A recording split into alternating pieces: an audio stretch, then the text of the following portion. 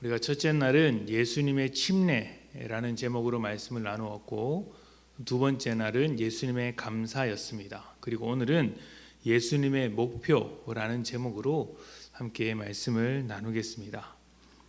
몇 년 전 미국에서 삶을 의미 있게 만드는 것에 대한 조사를 발표했습니다. 이 발표는 17개국 이제 17개의 그 경제 선진국을 대상으로 약 2만 명에 가까운 사람으로부터 응답을 받은 것입니다. 그러니까 굉장히 폭넓은 조사라고 할 수 있겠죠. 이 조사에 따르면 삶을 의미 있게 만드는 1순위는 바로 가족이라고 합니다. 거의 모든 나라에서 똑같은 결과가 나왔습니다. 2위는 친구나 직업, 건강, 또 물질적 풍요가 골고루 나왔습니다.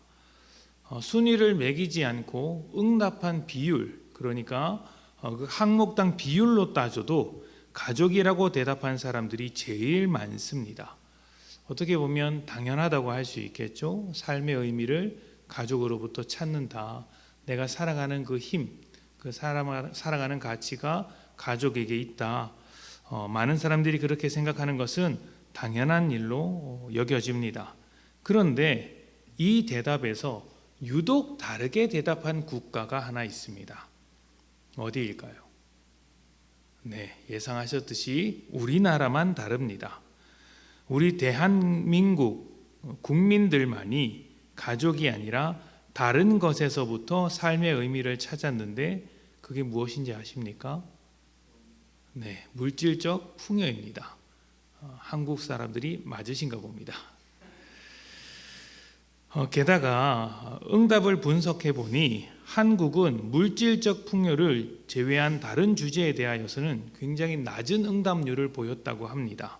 이게 무슨 말이냐면 한국인에게 있어서 삶의 의미는 돈을 제외하고는 그렇게 다양하지 않다라는 거예요. 오직 물질적 풍요만이 삶의 의미를 준다라고 아주 많은 사람들이 응답을 했다라는 것이죠. 이런 특징은 2030 세대로 넘어갈수록 더 뚜렷해진다고 합니다. 2030 세대는 지금까지 다른 세대들보다 물질에 대해서 훨씬 더 개방적이고 자유로운 성향을 보여주고 있는데, 특히 이 자본주의를 몸소 체득한 세대이기 때문에 물질에 대해서 굉장히 긍정적인 태도를 보여준다고 합니다. 그래서 다른 세대보다 물질적 풍요로부터의 삶의 의미를 훨씬 더 강하게 요구하고 있는 것이죠. 그래서인지 코로나 시대 백화점의 명품의 구매율이 거의 절반 가까이 되는 비율이 2030 세대로부터 이제 나온다고 합니다. 또 각종 SNS를 통해 자신의 것을 드러내는데 주저함이 없고요. 이런 분위기에 힘입어서 온라인 명품 시장이 약 60% 가까이 성장했는데 이것이 2030 세대 덕분이라고 이야기를 합니다. 이들 사이에서 영앤리치라는 말이 유행하고 또 플렉스라는 말이 유행하는 것도 아마 이런 이유 때문이 아닐까 추측해 볼 수 있습니다. 그런데 이런 2030 세대가 또 다른 조사를 찾아보면 나머지 모든 세대들에 비해서 유독 우울증이 심하고 사회적으로 고립되는 현상도 뚜렷하며 무엇보다 자살률이 높다고 합니다. 우울증, 자살, 사회적 고립과 같은 것은 사실 삶의 의미를 찾지 못할 때 나오는 어떤 부작용들이라고 할 수 있죠. 물질적인 풍요를 삶의 의미의 가장 중요한 이유로 만드는 세대가 사실은 정작 자신의 삶은 의미 없이 살아가고 있다는 것을 말해주는 결과가 아닌가라는 생각도 듭니다. 물론 이것은 2030 세대에만 해당하는 이야기는 아닐 것입니다. 유독 한국 사람에게 이런 응답이 강했다라는 조사를 보면 모든 세대에 걸쳐서 이런 문제가 있다고 할 수 있겠죠. 자, 그렇다면 우리는 이런 질문을 던져야 합니다. 왜 우리나라는 유독 물질적 풍요에 대한 대답이 많았을까요? 왜 유독 우리나라만 물질적 풍요가 1위를 차지했을까요? 사실 자본주의를 따르는 나라는 많습니다. 특히 미국은 자본주의의 아주 상단에 있는 나라죠. 미국이야말로 물질적인 풍요를 추구하는 생활을 할 것 같은데 우리나라가 더 강하게 나온다는 사실이 좀 놀랍지 않습니까? 여기에 참고할 만한 조사가 또 있습니다. 우리가 맨 처음 삶의 의미에 대한 조사에서 이렇게 이야기를 했었는데 같은 조사에서 다른 질문 항목을 보면 이런 대목도 있다고 합니다. 삶을 의미 있게 만드는 것 중에 종교 생활이 얼마나 큰 영향을 미치는지 조사한 내용도 있습니다. 미국이 얼마였을까요? 15%였다고 합니다. 모든 국가 중에서 가장 크게 차지하는 바였습니다. 아무래도 미국의 바탕이 기독교이기 때문에 그럴 것입니다. 다른 국가는 5% 내외였습니다. 우리나라는 얼마일까요? 1% 내외라고 합니다. 1% 미만. 다른 나라의 평균에도 미치지 못하고 미국과 비교해도 현저하게 낮은 경제 대국으로서 다른 16개의 국가보다 가장 낮은 수치라고 할 수 있죠. 앞서 자본주의의 정점이라고 할 수 있는 미국보다 한국이 더더욱 물질적인 풍요에 매달리고 있다고 말씀을 드렸습니다. 바로 그 이유가 여기에 있지 않을까라는 생각이 듭니다. 미국은 기독교를 바탕으로 하기 때문에 그래도 삶의 의미를 하나님으로부터 찾는 문화가 있다면 우리나라는 그렇지 못한 거예요. 이 조사가 좀 아프게 다가오는 이유가 무엇이냐면 우리나라도 기독교를 믿는다고 말하는 사람의 숫자는 적지 않다라는 것입니다. 다른 종교인까지 합치면 그래도 인구 전체의 4분의 1은 종교를 가지고 있다고 할 수 있죠. 그 중에서 기독교인들이 꽤 많습니다. 전국적인 비율로 따지면 기독교가 제일 많죠. 그런데 왜 이런 결과가 나왔을까요? 제가 나름대로 해석해 보자면 이 여론조사를 읽고 나서 제가 나름대로 해석한 바에 의하면 겉으로는 종교인인데 겉으로는 기독교인인데 세상으로부터 너무나 많은 영향을 받아서 세상과 똑같은 어떤 것들을 추구하다 보니 이런 결과가 나온 것은 아닐까라는 생각이 듭니다. 세상도 물질적인 풍요를 추구하고 기독교인들도 똑같이 물질적인 풍요를 추구하고 있더라는 것이죠. 물질적인 풍요로움이 삶의 가장 중요한 가치이자 목표가 되어버린 것입니다. 어쩌면 한국 교회가 고질적으로 알고 있는, 고질병으로 안고 있는 기복신앙도 신앙의 목표를 하나님이 아니라 물질적 풍요에 두기 때문에 생긴 문제라고 할 수 있을 것입니다. 앞의 여론조사 이야기를 좀 길게 했는데 우리가 충분히 깊게 생각해 볼 문제입니다. 삶의 가치와 목표를 어디에 두느냐에 따라 그 삶이 결정되기 때문이죠. 물질적 풍요에 삶의 가치를 두면은 모든 삶의 초점이 거기에 맞춰질 수밖에 없습니다. 사람들이 말하는 대로 영끌을 해야 하고 또 사람들이 하는 대로 부동산에 민감하며 연봉에 민감하며 취업을 하느냐 마느냐를 놓고 인생을 판단하는 자리까지 가죠. 과연 여러분은 어디에다가 인생의 의미를 두고 있습니까? 저는 오늘 예수님으로부터 우리 삶의 목표와 의미를 찾았으면 좋겠습니다. 누가복음 19장 9절부터 10절입니다. 예수께서 이르시되 오늘 구원이 이 집에 이르렀으니 이 사람도 아브라함의 자손이미로다. 인자가 온 것은 잃어버린 자를 찾아 구원하려 함이니라. 아멘. 예수님은 항상 분명하셨습니다. 자신의 목표가 무엇인지 사람들에게 항상 나타내셨습니다. 바로 잃어버린 영혼을 찾아 구원하는 것이었죠. 우리가 예수님의 제자라고 한다면 이런 목표를 이어받아야 합니다. 교회의 목표가 무엇이죠? 영혼을 구원하는 것입니다. 또 구원받은 영혼들이 구원받은 자답게 믿음으로 살아갈 수 있도록 사역하는 것이죠. 에베소서에서는 이러한 교회의 기능, 또 교회를 이끌어가는 성도들의 어떤 역할을 온전하게 되어서 봉사의 일을 하는 것이라고 소개하고 있습니다. 이러한 성도를 세워나가는 것이 교회의 기능이라고 말할 수 있겠죠. 교회가 여러 가지 일에 힘을 쏟을 수는 있습니다. 최근 들어서 다양한 활동을 하는 교회들이 많이 생기고 있는데, 그 중에서는 지역사회 봉사활동을 하는 교회도 많이 있고요. 바람직한 일이죠. 또 비즈니스 모델을 세워서 수익 사업을 하는 교회도 꽤 많습니다. 교육 사업을 하는 교회들도 많이 있죠. 카페 교회나 도서관 교회와 같은 것들이 그러한 것들 중에 하나라고 할 수 있습니다. 교회는 결국 사람들의 모임이기 때문에 다양한 형태로 존재할 수 있고, 이런 형태를 갖추고 있는 것이 문제가 되지는 않습니다.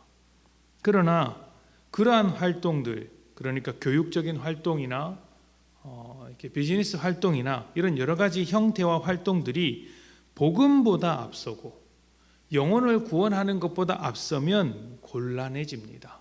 그러면 그것은 교회라고 부를 수 없는 것입니다. 식당을 운영하는 사장이 고객 서비스 차원에서 놀이방을 만들었다고 해봅시다. 요즘 놀이방을 끼고 있는 식당들이 많이 있지 않습니까? 그런데 이 놀이방에 지나치게 힘을 쏟느라 그 가게의 음식이 형편없어진다면 그것을 제대로 된 식당이라고 말할 수 있겠습니까? 그럴 바엔 그냥 키즈 카페를 하라, 이렇게 말을 하겠죠. 교회가 예수님께서 제시하신 이 영혼을 구원하는 일, 구원이라는 목표를 잃어버리는 순간 교회의 존재 의미도 사라지게 되는 것입니다. 그렇다면 예수님의 제자된 성도의 삶은 어떠해야 할까요? 우리는 어떠해야 합니까? 우리는 다양한 직업을 가지고 있고 또 각자 다른 삶을 살고 있는데 삶의 목적 또한 제각각이어야 합니까? 아닙니다. 우리는 하나님의 자녀로서 부름을 받았고 또 예수님의 제자로서 부름을 받았습니다. 부름을 받았다는 것은 그 자체로 소명이 있다는 것이죠. 우리는 예수님의 제자로서 예수님의 소명을 이어받는 사람이 되는 것입니다. 소명이 분명한 사람은 흔들림이 없습니다. 어려운 일이 닥쳐도 문제가 되지 않습니다. 소명을 이루기 위한 과정일 뿐 소명을 포기하지는 않는다는 것이죠. 예수님이 그렇게 하셨기 때문입니다. 우리가 방금 읽은 누가복음 19장 말씀은 세리장 삭개오를 만나셨을 때 하신 말씀입니다. 그런데 당시의 세리는 사람들이 절대 어울리지 않는 죄인 중에 죄인으로 취급하던 사람이었습니다. 세리가 죄인 중에 죄인인데 세리장은 얼마나 죄인이겠습니까? 누가복음 19장 5절부터 7절입니다. 예수께서 그곳에 이르사 쳐다보시고 이르시되 삭개오야 속히 내려오라, 내가 오늘 내 집에 유하여야겠다 하시니 급히 내려와 즐거워하며 영접하거늘 뭇 사람이 보고 수군거려 이르되 저가 죄인의 집에 유하로 들어갔도다 하더라. 아멘. 예수님께서 삭개오의 집에 들어가겠다 하셨을 때 사람들의 반응은 좋지 않았습니다. 죄인의 집에 들어갔다면서 수군거렸습니다. 그들의 생각에는 적어도 메시아라면, 하나님의 아들이라면 거룩한 사람들과 어울리고 높은 자들과 어울리는 것이 마땅할 텐데 예수님은 그렇게 하지 않으셨던 것이죠. 이것을 조금 더 와닿게 설명해 보려고 제가 고민을 좀 해봤습니다. 어떻게 설명하는 것이 우리에게 와닿을까? 이렇게 생각하면 좋을 것 같습니다. 독립운동을 하겠다고 독립을 위해, 우리나라 독립을 위해 헌신하겠다고 나선 청년이 어느 날 매국노 이완용의 집에 들어가서 먹고 마시고 즐거워하고 있습니다. 그러면 우리가 그 모습을 어떻게 보겠습니까? 그 청년의 헌신, 독립을 위해서 헌신하겠다고 말하는 그 청년의 말을 신뢰할 수 있겠습니까? 굉장히 어색하겠죠? 아마도 사람들은 청년의 헌신을 믿지 않고 너도 매국노가 다 되었구나라고 할 것입니다. 이와 비슷하지 않나라는 생각이 좀 들어요. 예수님께서 그런 모양이신 것입니다.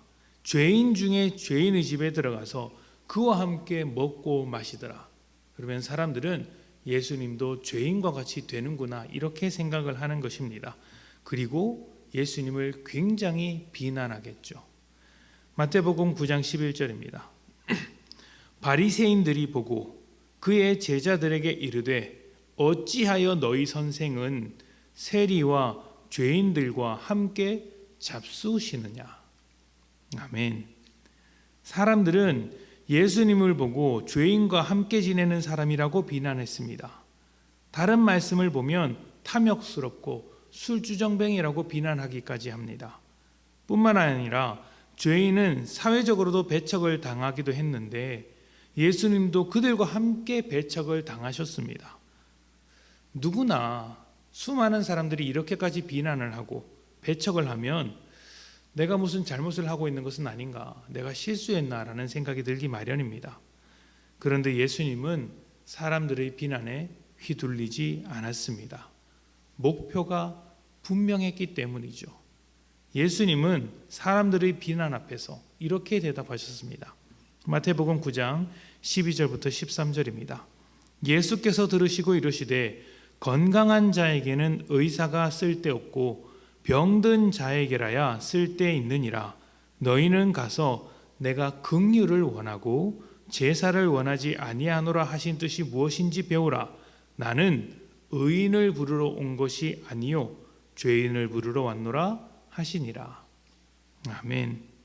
사람들의 비난 속에서 예수님은 자신의 소명, 자신의 목표에 집중하셨고 더 이상 사람들의 비난은 문제가 되지 않았습니다. 목표가 분명하고 소명이 분명하면 절대로 흔들리지 않습니다. 여러분이 살고 있는 이 삶의 모습들 가운데 믿음이 흔들리고 내가 왜 이 자리에 이렇게 하고 있는가라는 생각이 드신다면 다른 것을 살펴봐야 하는 것이 아니라 여러분의 삶에 찾아온 여러 가지 문제 때문이 아니라 여러분을 향한 하나님의 부르심을 점검하셔야 되는 것이에요. 소명이 있는가, 하나님의 부르심을 따라 살고 있는가를 확인해 봐야 하는 것입니다. 아마 거기서부터 문제가 생겼기 때문에 여러분의 믿음이 흔들리고 있는 것입니다. 요즘 직업윤리가 문제가 된다는 기사들이 참 많습니다. 의사와 선생님과 같은 사회적으로 존경을 받는 직업들이 도덕적인 문제를 일으켜서 지탄을 많이 받는 것입니다. 그때마다 등장하는 해법이 무엇이냐면 소명의식을 가져야 한다라는 것입니다. 여기서 말하는 소명의식은 사회적인 의미를 발견해서 직업으로 헌신하라는 말입니다. 그런데 저는 이 말을 들을 때마다 좀 어색하게 느껴집니다. 왜냐하면 사실 우리는 돈을 벌기 위해 직업을 선택하기 때문이죠. 사회적인 의미를 위해 돈을 덜 받으려는 사람은 아마 찾기 힘들 것입니다. 돈 앞에서 세상이 말하는 소명의식은 아무 의미가 없기 때문이죠. 그래서 돈을 벌 수 있다면 또 더 많은 돈을 가질 수 있다면 직업윤리도 포기하게 되는 것입니다. 소명의식이 있을 때 직업윤리를 지킬 수 있다면 그리스도인 역시 예수님의 목표를 공유할 때 믿음을 지킬 수 있습니다. 영혼 구원이라는 목표가 없으면 믿음이 만들어주는 가치를 발견할 수도 없고 세상 앞에서 우리의 믿음을 지켜낼 수도 없습니다. 물질적 풍요를 요구하는 사람에게 믿음이라는 것은 불필요한 것이기 때문입니다. 아무리 믿어도 돈이 생기지 않습니다. 돈 나갈 일은 많습니다. 돈이 안 생깁니다. 우리가 살면서 믿음이 흔들릴 때가 다 그런 때 아닙니까? 영혼을 구원하지 못해서 흔들리는 것이 아니라 물질적 풍요가 채워지지 않아서 우리의 믿음이 흔들립니다. 만약 그렇다면 우리의 삶의 목표를 확인해 보셔야 합니다. 나는 하나님의 뜻을 따라 살고 있는가? 예수님의 목표를 공유하고 있는가? 아니면 세상 사람들과 똑같이 물질적인 풍요를 추구하면서 살고 있는가? 오늘 예수님의 십자가 앞에서 여러분은 어떤 것에 목표를 두고 살기를 원하십니까? 예수님은 잃어버린 양을 찾으러 우리에게 오셨다고 말씀하십니다. 그리고 우리에게 땅끝까지 이르러 예수님이 증인이 되라고 하셨습니다. 여러분의 목표가 예수님을 본받기 원합니다. 영혼을 구원하여서 여러분의 삶이 어떠한 어려움에도 하나님의 뜻을 이루어가는 복된 인생이 되시기를 축복합니다.